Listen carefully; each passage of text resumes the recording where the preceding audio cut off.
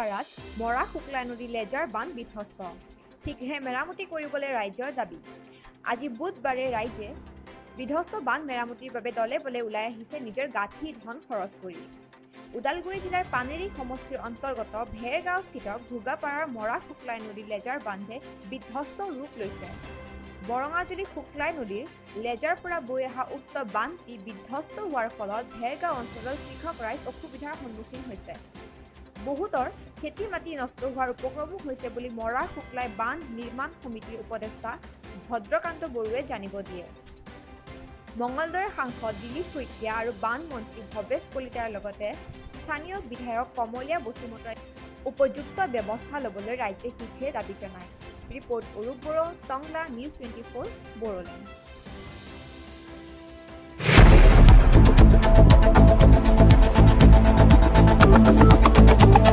আৰু তেওঁলোকে কৈ গৈছে এইটো সোয়েল কনষ্ট্ৰাকশ্যনৰ লগত যোগাযোগ কৰি পেনে বান্ধ নিয়ন্ত্ৰণৰ এই ব্যৱস্থা কৰিব পাৰিব বুলি কৈছে। সেয়েহে আমি সোয়েলৰ লগত যোগাযোগ কৰি সেইদিনাখন সেই আবেদন পত্ৰখন দিয়া হ'ল। তেওঁলোকে কৈছে জানুৱাৰী মানলৈকে মানে এই বস্তুটো কৰাই দিয়া হ'ব, নহ'লে ইয়াৰ সকলো ৰাইজৰে বহুত ক্ষতি সাধন হ'ব। আৰু তেওঁলোকে কৈছে ধৰি লওক কাৰ কিমান ক্ষতি হৈছে সেই খুঁটি নাটিবিলাক মানে এখন হেৰিত লিখি পেলাই লিপিবদ্ধ কৰি তেওঁলোকক হেৰিটো জনাব কৈছে। আৰু এতিয়া এই নদীটো যদি ভোগাৰ লগত যদি সংযোগ হৈয়ে থাকে তেতিয়াহ'লে পিছপিনৰ মোটামুটি আৰেংপাৰা, কৰচগুৰি, ৰঙাগাঁও, কাহিবাৰী, খুতুৰা, শিমলুবাৰী, ভোলাবাৰী আৰু ইফালে চেলাইমাৰী, গেদৈনাৰী আৰু ঝাৰকোনা এইবিলাক গাঁও এটা মানে এটুপো পানী নাপাব। ভৱিষ্যতে হয়তো গৰু পহু এটাৰ কাৰণে বা ভৰি দুখন ধোৱাৰ কাৰণেও পানী নাপাব। সেয়েহে তেওঁলোকেও আমাক এই মৰা শুক্লাই বান্ধ নিৰ্মাণ সমিতিৰ লগত যোগাযোগ ৰাখি তেওঁলোকেও সেই শ্ৰমদান দিছেহি। আজি আৰাংপাৰা গাঁওবাসীয়ে আহি এতিয়া বৰ্তমান এই বান্ধত কাম কৰি আছে। আৰু আমাৰ এই ঘোগাপাৰা গাঁৱৰ সকলো ৰাইজেও মানে তেওঁলোকৰ লগত সহায় সহযোগ আগবঢ়াইছে।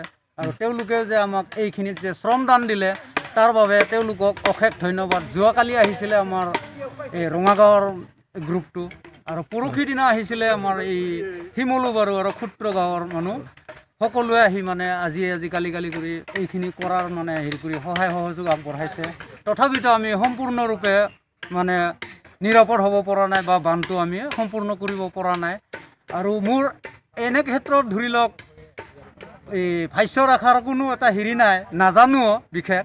তথাপিতো ইমানে ক'লো যদি আৰু চৰকাৰে যদি আমাক সহায় সহযোগিতা আগবঢ়ায় নথৈ আনন্দিত হ'ম।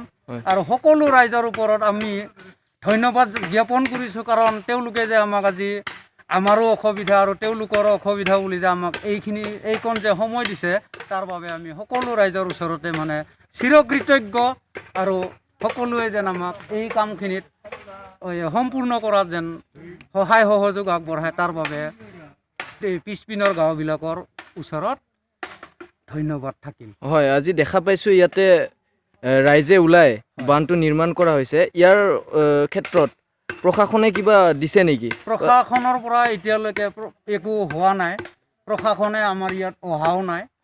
আৰু আজিলৈকে তাৰমানে তেওঁলোকে